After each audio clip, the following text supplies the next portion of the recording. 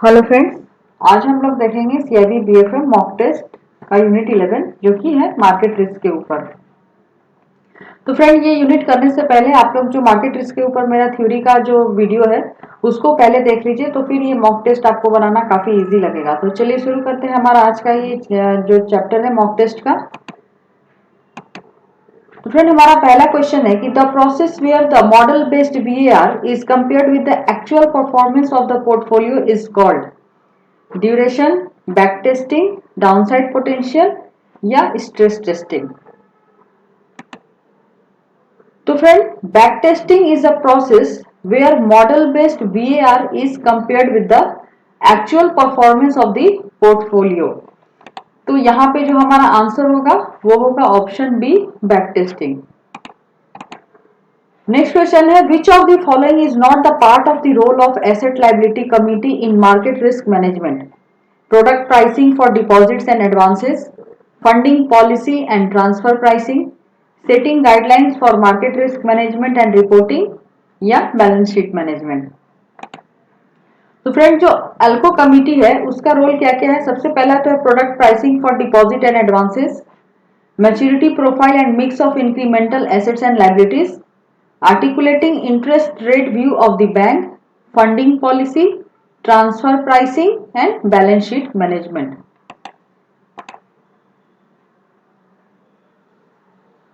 तो यहां पे जो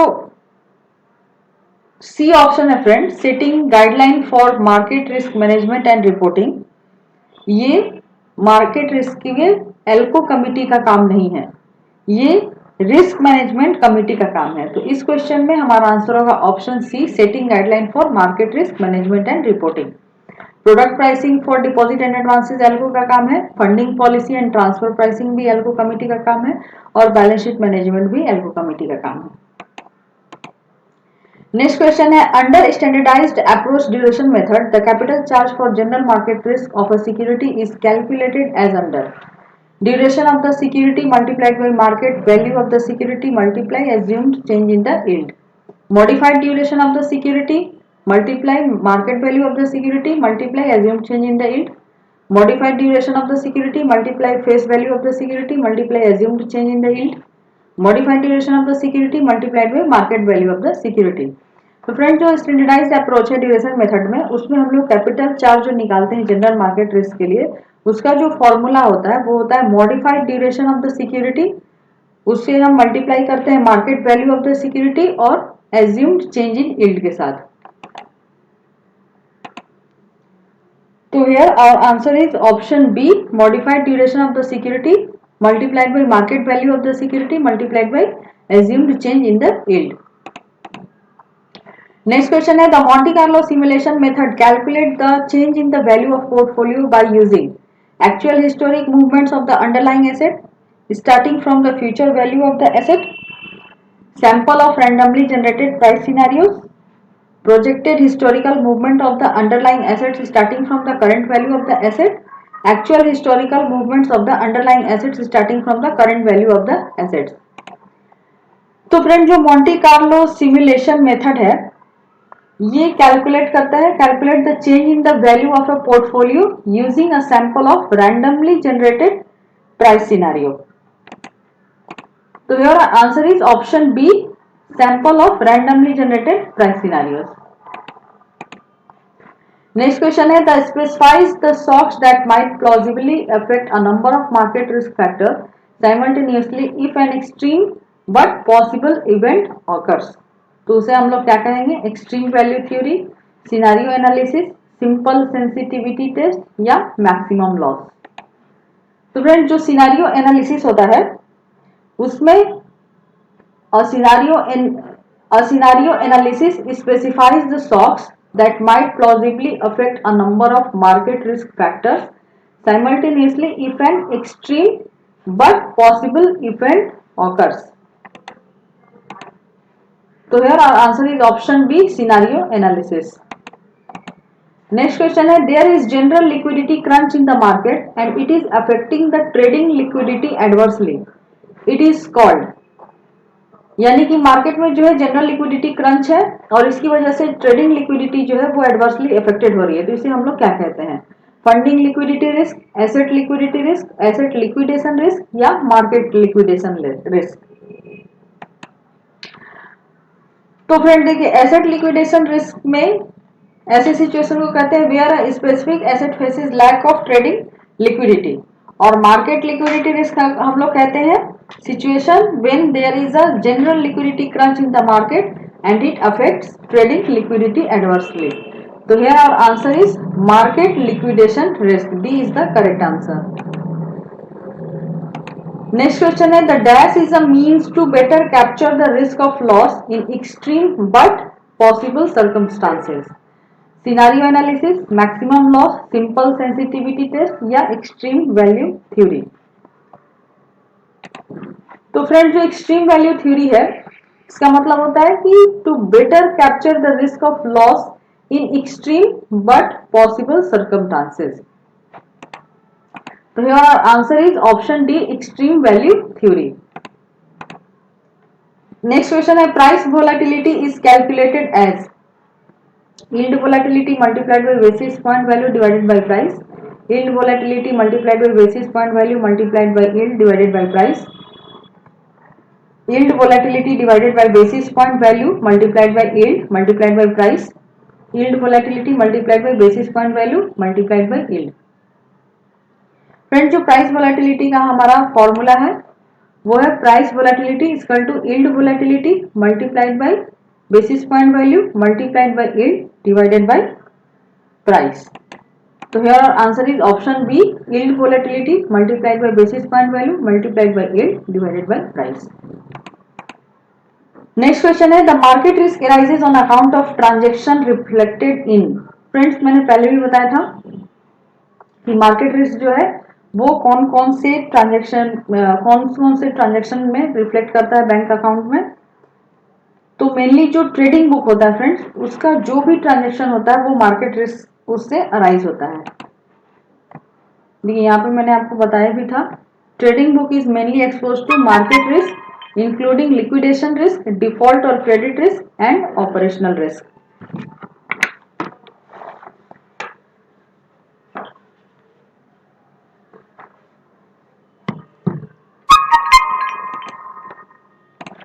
So here our answer is option A, trading book.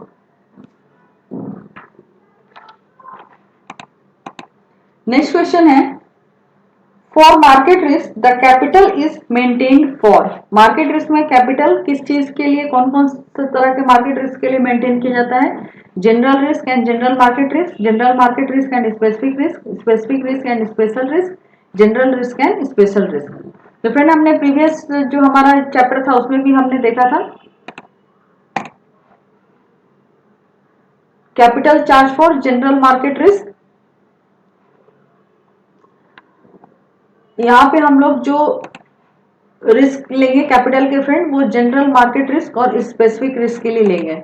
यहाँ पे जो आंसर है ये दूसरा लग गया है लेकिन इस क्वेश्चन का हमारा जो आंसर होगा वो जनरल मार्केट रिस्क और स्पेसिफिक रिस्क होगा। ये हमने प्रीवियस जो हमारा मॉक टेस्ट था उसमें भी हम लोगों ने डिस्कस किया था।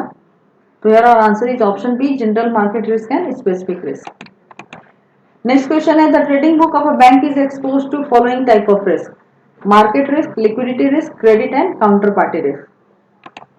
तो फ्रेंड देखिए ट्रेडिंग बुक जो है market risk, liquidation risk, default और credit risk and operational risk को कैरी करता है। तो यहाँ पे जो हमारा आंसर होगा वो होगा ऑप्शन सी, 1 to 4 ऑल। ये जितने भी टाइप के रिस्क है ये सारे रिस्क जो है ट्रेडिंग बुक में एक्सपोज होते हैं। नेक्स्ट क्वेश्चन है to calculate the value at risk there are the following approaches, the correlation method also called variance or covariance matrix method, historical simulation, Monte Carlo simulation and Macaulay duration। तो friend value at risk को calculate करने का जो तीन main approach है वो उसमें पहला है correlation method also known as variance covariance matrix method, second है हिस्टोरिकल सिमुलेशन और थर्ड है मॉन्टी कार्लो सिमुलेशन। तो here our answer is 2, 1, 2 and 3। तो 1, 2, 3 only, option A is the correct answer। Next question है which of the following techniques are covered by stress testing। Stress testing में हम लोग कौन सा टेक्निक जो है वो कवर करते हैं, simple sensitivity, scenario analysis, maximum loss या एक्सट्रीम वैल्यू थ्योरी। तो फ्रेंड इसमें हम लोग ये चारों ही कवर करते हैं, simple sensitivity test, scenario analysis, maximum loss and extreme value theory. तो your answer is option A, sorry ये 1 and 4 है, option D 1 to 4 all is the correct answer. Next question है, to calculate the value at risk the various approaches are based on the following basic parameters: holding period, confidence interval, historical time horizon, confidence interval, holding period, historical time horizon और confidence interval, holding period, historical time horizon. तो friend जब हम लोग VAR को calculate करते हैं तो हम लोग उसमें जो 3 बेसिक पैरामीटर्स लेते हैं, उसमें पहला होल्डिंग पीरियड लेते हैं, दूसरा कॉन्फिडेंस इंटरवल लेते हैं और तीसरा हिस्टोरिकल टाइम हॉरिजॉन लेते हैं। तो here our answer is option C, holding period, historical time horizon and confidence interval. Next question है, the market risk management policy formulated by the board of director of a bank generally takes into account. जो market risk management policy है जो board of director बनाती है, उसमें क्या क्या हम लोग लेते हैं? तो market risk management policies, market risk management procedures, aggregate risk limits, risk review mechanism, reporting and auditing system. तो फ्रेंड जो बोर्ड ऑफ डायरेक्टर होती है उसका जो काम है आर्टिकुलेट करना market risk management policies, procedure, aggregate risk limit, review mechanism, reporting and auditing system. तो यहाँ पे ये पांचों ही काम जो है ये बोर्ड ऑफ डायरेक्टर करते हैं। तो here our answer is option C 1 to 5 all. Next question है, which of the following is used to determine the possible changes in the market value of a portfolio that could arise due to non normal movement in one or more market parameters? Stress testing, back testing, duration या downside potential. Market value of portfolio में जो भी possible changes होगा वो non normal movement of एक या एक से ज्यादा मार्केट पैरामीटर्स की वजह से अगर होगा तो उसको हम लोग क्या कहते हैं? Stress testing, back testing, duration या डाउनसाइड पोटेंशियल। तो फ्रेंड देखिए बुक में दिया हुआ है, स्ट्रेस टेस्टिंग जो होता है वो possible changes in the market value of a portfolio को डिटरमाइन करता है जो कि एक या एक से ज्यादा मार्केट पैरामीटर के नॉन नॉर्मल मूवमेंट की वजह से अराइज होते हैं। तो इसको हम लोग स्ट्रेस टेस्टिंग बोलेंगे। नेक्स्ट क्वेश्चन है, the bank has some security with rating A, the rating migrates to BB, the bank has been expose to what type of risk? तो फ्रेंड जो रेटिंग माइग्रेशन की वजह से जो रिस्क एक्सपोज होता है उसको हम लोग क्रेडिट रिस्क बोलते हैं। तो here answer is option A, credit risk. देखिए बुक में भी दिया हुआ है, क्रेडिट रिस्क में arise either on account of default of issuer borrower or because of rating migration. When rating of a financial instrument is lowered, the spread over the risk-free rate increases as market demands higher yield on a higher risk instrument. Next question है, which of the following is not the part of the role of risk management committee in a bank for market risk management? Ensure the robustness of measurement of risk models, setting up prudential limits and its periodical review, ensure that the market risk management processes conform to the policy, to ensure appropriate maturity profile and mix of incremental assets and liabilities।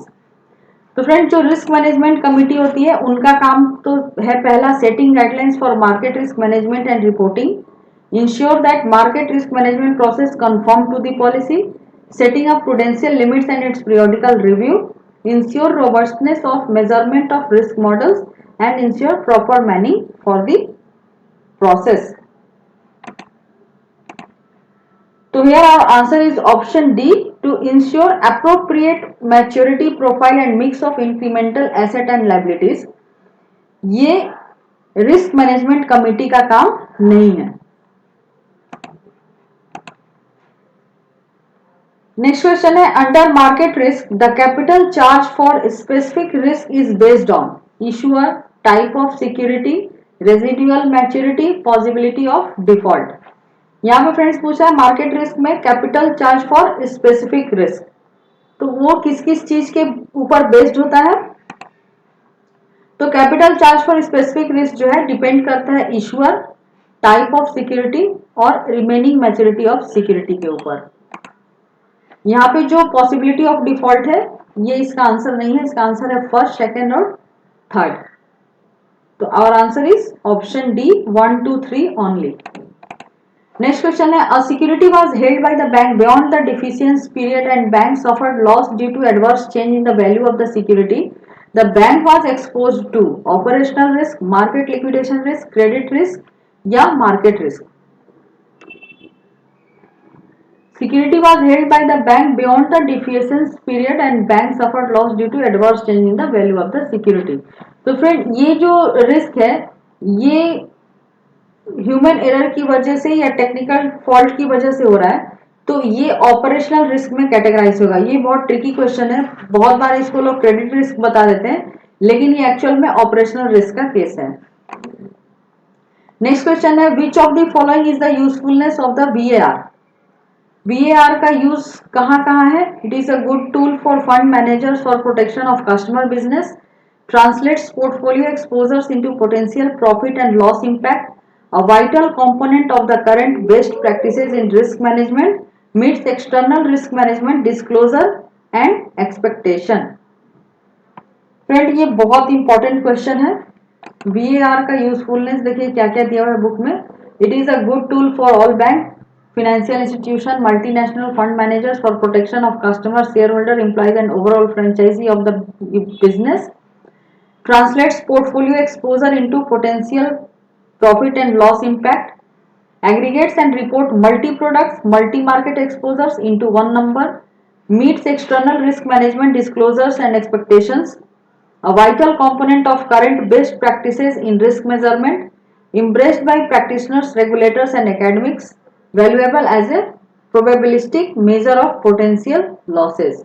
यानी कि ये तो एक अच्छा tool है बैंकों के लिए, बिजनेस प्रोटेक्शन के लिए।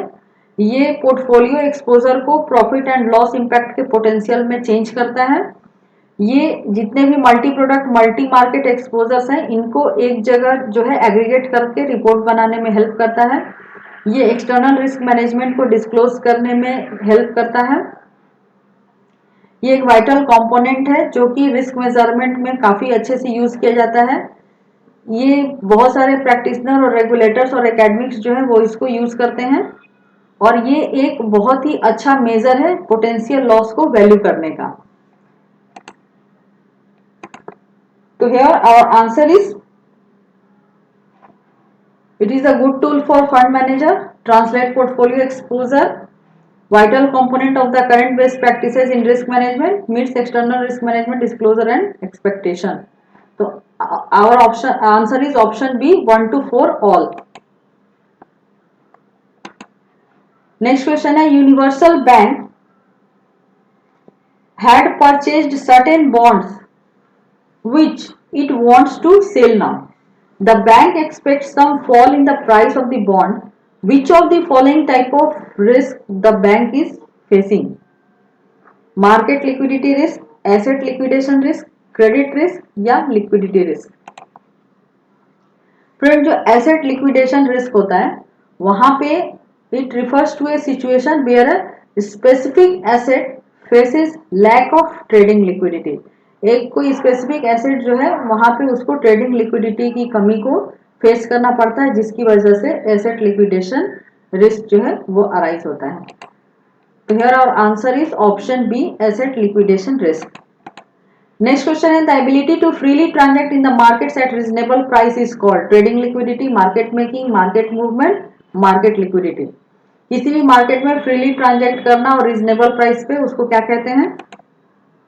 इसे कहते हैं friend trading liquidity risk. Trading liquidity is ability to freely transact in market at reasonable prices, यानी कि trading liquidity is our answer. Here option A is the correct answer. Next question है the credit risk of traded debt securities such as bond, debenture and commercial paper is indicated by। The earning from these securities, the credit rating of these securities, the face value of the security, all of the above.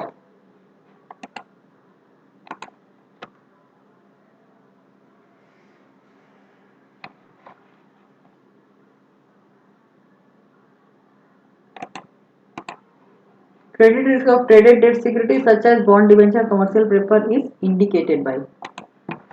तो friend credit risk of traded debt such as bond and debentures and commercial papers ETC are indicated by credit rating which is indicated by rating agencies. Here our answer is option B, credit rating of these securities. Next question है the trading book consists of a bank proprietary position in financial instruments covering debt securities, equity, foreign exchange, commodities, derivative or for trading. Friends इनमें से कौन सा bank proprietary position में financial instrument जो है उसको cover करता है ट्रेडिंग बुक के अंदर, ये हमें बताना है. Debt securities, equity, foreign exchange, commodities, derivative for trading. तो फ्रेंड्स देखिए यहाँ पे क्या क्या है. Fixed income securities, equities, foreign exchange holding and commodities held by the bank on its own account, derivatives that are held for trading in the market or over the counter, and hedging exposure under trading book. So here 1 to 5 all is our answer. Next question है the liquidity risk in the trading book consists of asset liquidity risk, market liquidity risk, funding liquidity risk. तो liquidity risk जो होता है friend वो asset liquidity risk और market liquidity risk को cover करता है. तो here our answer is option B 1 and 2 only. जो हमारा एसेट लिक्विडिटी और मार्केट लिक्विडिटी रिस्क है ये लिक्विडिटी रिस्क के अंदर आएगा. नेक्स्ट क्वेश्चन है the isolates the short term impact on the portfolio value of a series of pre defined moves in a particular market risk factor. Maximum loss, scenario analysis, extreme value theory या simple sensitivity test. Isolates the short-term impact on the portfolio's value of a series of predefined moves in a particular market risk factor. पहले से कोई decide किए हुए market risk factor में अगर कोई short term impact जो है वो किसी पोर्टफोलियो में आता है तो उसको हम लोग क्या कहते हैं. Maximum loss, scenario analysis, extreme value theory या सिंपल सेंसिटिविटी टेस्ट. तो फ्रेंड जो सिंपल सेंसिटिविटी टेस्ट होता है वो शॉर्ट टर्म इम्पैक्ट को आइसोलेट करता है on a portfolio's value of a series of pre defined moves in a particular market risk factor. Here our answer is option D, simple sensitivity test. Next question है bond price changes can be estimated using modified duration with the following formula.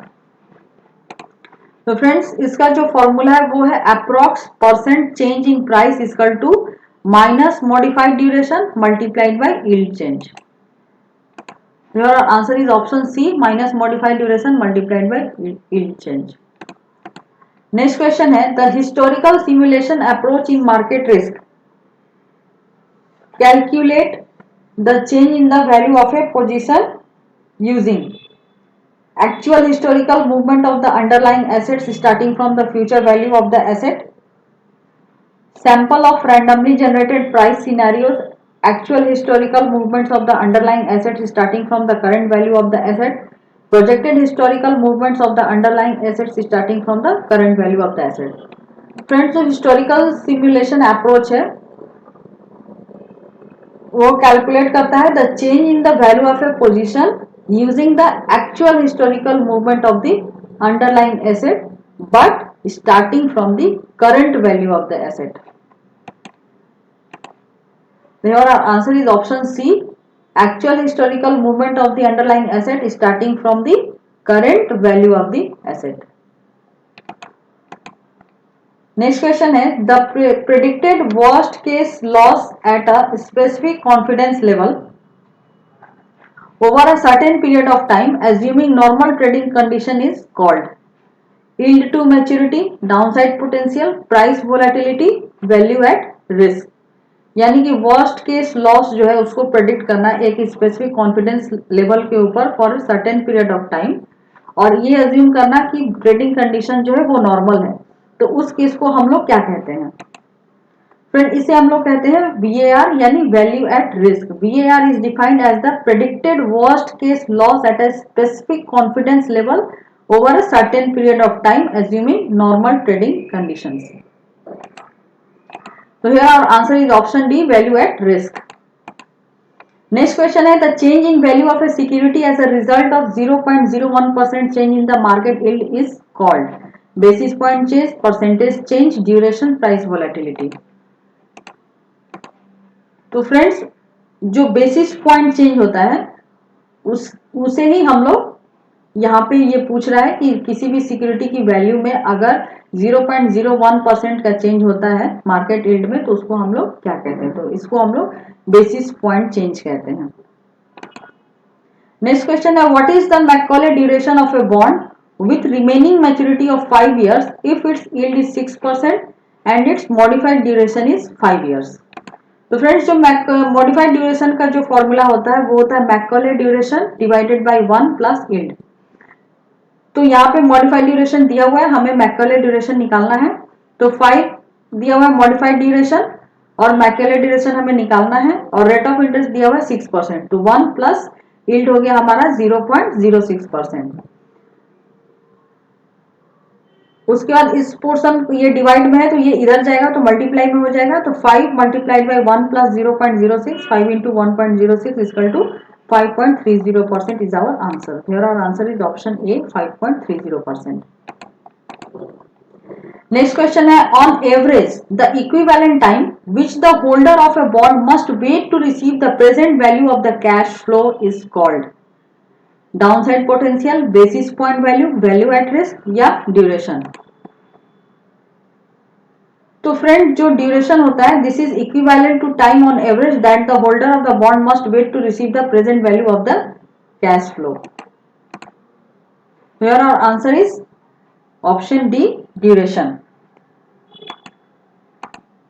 Next question है, a particular corporate security has been facing the lack of trading liquidity. This is called market liquidation risk, funding liquidity risk, asset liquidity risk या asset liquidity risk. तो friends जो asset liquidation risk होता है वहां पे मैंने आपको बताया कि ये किसी भी स्पेसिफिक एसेट को फेस करना होता है अगर ट्रेडिंग लिक्विडिटी जो है कम होता है तो, और मार्केट लिक्विडेशन रिस्क है ये तब अराइज होता है जब एक जनरल लिक्विडिटी क्रंच जो है मार्केट में होती है और इससे ट्रेडिंग लिक्विडिटी जो है वो अफेक्टेड होती है। Here our answer is option C, asset liquidation risk. Asset liquidation risk refer to a situation where a specific asset faces lack of trading liquidity. Next question है, which of the following do not require capital under market risk category because these attract capital under credit risk? इनमें से कौन सा है जो market risk category के अंदर capital attract नहीं करता है, क्रेडिट रिस्क में अट्रैक्ट करता है? Securities held under HTM category and securities matured under HFT and AFS categories. Securities held under AFS category, securities held under HFT category. तो friends देखिए, trading book mostly comprise of fixed income securities, equities, foreign exchange holding, commodities held by the bank on its own, derivatives that are held for trading in the market or over the counter for hedging exposure under trading book.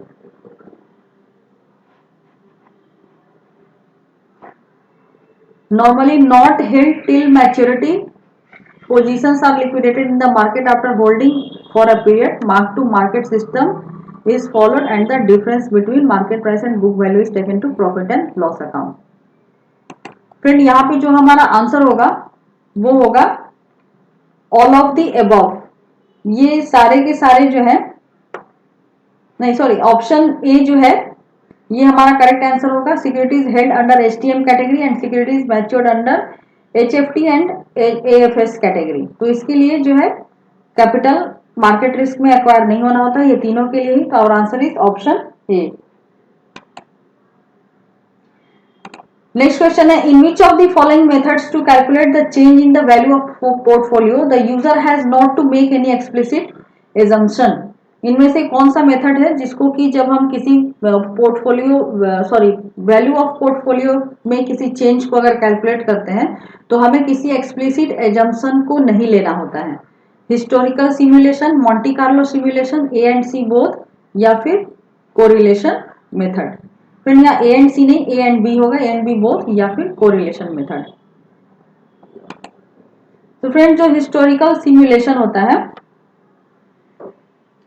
वहां पे हम लोग calculate करते हैं change in the value of a position using the actual historical movement of the underlying asset but starting from the current value of the asset. It does not need a variance or covariance matrix.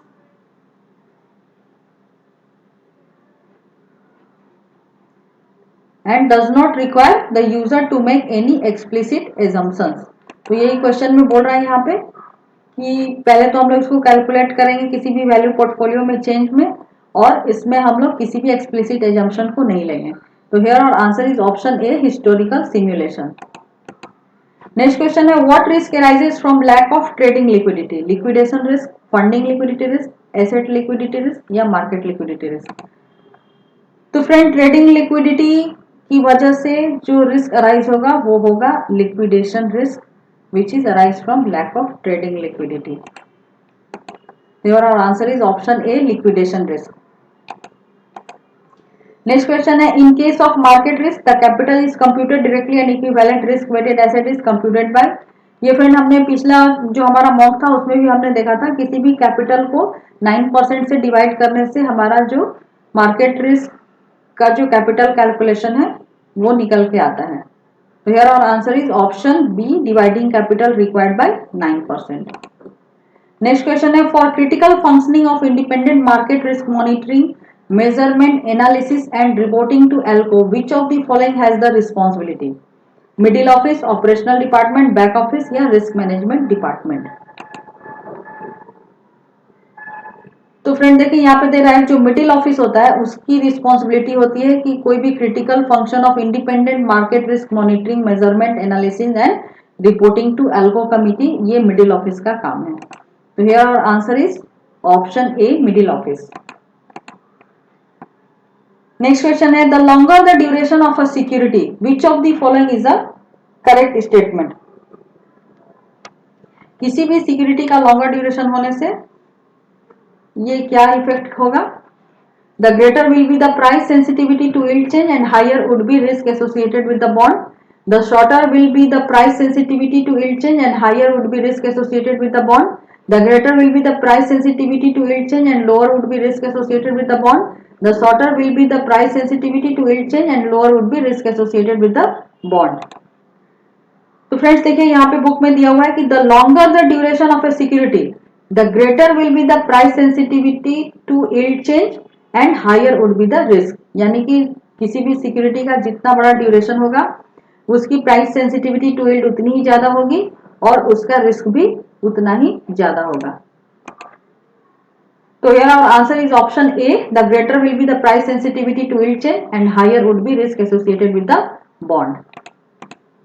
Next question है, a 5 years 10% semi-annual bond has a basis point value of rupees 125. The yield has decreased by 5 basis point. What is the profit or loss due to the increase? 5 साल का semi annual bond है 10% का और इसका basis point value 125 रुपया है और इसका यील्ड जो है 5 बेसिस पॉइंट डिक्रीज हो रहा है, तो प्रॉफिट होगा या लॉस होगा ये हमें बताना है। तो फ्रेंड यहाँ पे 5 बेसिस पॉइंट को हम लोग 125 बेसिस पॉइंट वैल्यू से मल्टीप्लाई करेंगे तो उससे 625 का प्रॉफिट होगा। ये हमेशा याद रखिएगा फ्रेंड्स कि यील्ड अगर डिक्रीज होता है तो बॉन्ड का वैल्यू जो है वो बढ़ता है और प्रॉफिट होता है, और यील्ड अगर बढ़ता है तो बॉन्ड का वैल्यू जो है कम होता है और लॉस होता है। नेक्स्ट क्वेश्चन है, the approach assesses the risk of a portfolio by identifying the most potentially damaging combination of the moves of the market risk factors। Approach assesses the risk of a portfolio by identifying the most potentially damaging combination of the moves of the market risk factors। Maximum loss, scenario analysis, extreme value theory या simple sensitivity test। तो friends ये maximum loss का case है। Maximum loss approach जो होता है वो assesses the risk of a portfolio by identifying the most potentially damaging combination of moves of market risk factor। जो most potentially damaging combination of moves होता है market risk factor का, उसको identify करके उस पोर्टफोलियो पे रिस्क को assess करने को ही हम लोग मैक्सिमम लॉस कहते हैं। तो here our answer is option A, maximum loss.